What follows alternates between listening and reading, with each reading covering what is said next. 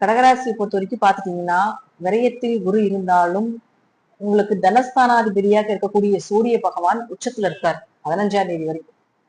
அப்ப இந்த 15ஆம் தேதி வரைக்கும் உங்களுக்கு காசு, பணம், சொத்து சேர்க்கை, பொருளாதார வளர்ச்சி இது எல்லாமே சூப்பரா இருக்க போகுது. ஏன்னா தனஸ்தானாதிபதி குடும்பஸ்தானாதிபதியான சூரியன் உச்சம். அப்ப அந்த வேலையை அவர் கண்டிப்பா கொடுத்தே தீரணும். பண வரவை கொடுக்கணும், குடும்ப ஒற்றுமை ஏற்படுத்தி கொடுக்கணும், உங்க பேச்சுக்கு மரியாதை கொடுத்தே ஆகணும்.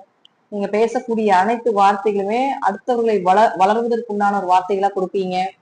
சோ இது போல நிறைய டெவலப்மெண்டான ஒரு மாதமாக 15ஆம் தேதி வரைக்கும் இருந்தாலும் 15ஆம் தேதிக்கு மேலேயும் உங்களுக்கு 11ஆம் வீட்டுக்கு லாபஸ்தானத்துக்கு தான் வராரு. அப்ப தொழில் பெருக்கங்கள், தொழில் மூலமாக லாபங்கள் வர்றது, தொழில் இருந்த தடைகள் எல்லாமே விலகிறது. உழைப்ப போட்டாலும் இனி வரக்கூடிய 15ஆம் தேதிக்கு மேல ஒரு நல்ல சம்பளம், நல்ல ஊதியம், நல்ல பணம் வர்றது, நல்ல டெவலப்மெண்ட், உங்களுடைய ஆசைகள் எல்லாமே நிறைவேறது, குடும்ப தேவைகளை எல்லாமே பூர்த்தி பண்றதுக்கு உண்டான ஒரு அமைப்பு, இதெல்லாமே நிச்சயமா இந்த மாசம் கடகத்துக்கு உண்டு. அதே போல 3 மற்றும் 12ஆம் அதிபதியான புதன் உங்களுடைய ராசிக்கு 10ஆம் இடத்துல 14ஆம் தேதி வரைக்கும், அதுக்கப்புறம் அவரும் 11 இடத்துக்கு வந்துருவார், லாபஸ்தானத்துக்கு வந்துடுறார். அப்ப 3 10 இருந்தால் தொழில்ல என்ன பண்ணலாம், அடுத்தது எப்படி டெவலப்மெண்ட் பண்றது, அந்த தொழிலுக்கு உண்டான சிந்தனைகளையும் யோசனைகளையும் கொடுத்து கொண்டே இருப்பார் புதன்.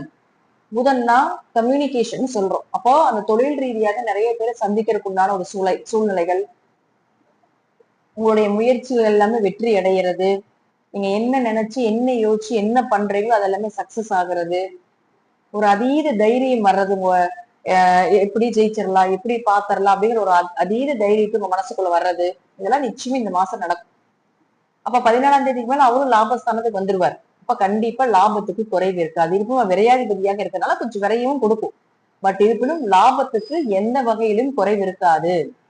ஏன்னா தனஸ்தானாதிபதியும் அதே போல முயற்சி ஸ்தானாதிபதியாக இருக்கக்கூடிய புதனும் லாபஸ்தானம் சொல்லக்கூடிய 11ஆம் இடத்துக்கு வரும் பொழுது பண வரவுக்குண்டான ஒரு முயற்சியை பண்ணிக்கிட்டே இருப்பீங்க, குடும்பத்துக்குண்டான ஒரு முயற்சியை பண்ணிக்கிட்டே இருப்பீங்க, உங்க குடும்ப தேவைகளை பூர்த்தி பண்றதுக்கு உண்டான ஒரு விஷயம் உங்க மண்டையில குறைஞ்சுக்கிட்டே இருக்கும். இந்த புதன் அப்படித்தான் பண்ணுவார், தூங்கவே விட மாட்டார். ஜெயிக்கிற வரைக்கும் தூங்கவே விடாது. புதன் ராசிக்குள்ளேயோ லக்னத்துக்குள்ளேயோ இருக்குதுன்னு வச்சுக்கோங்களேன், தூங்கவே முடியாது.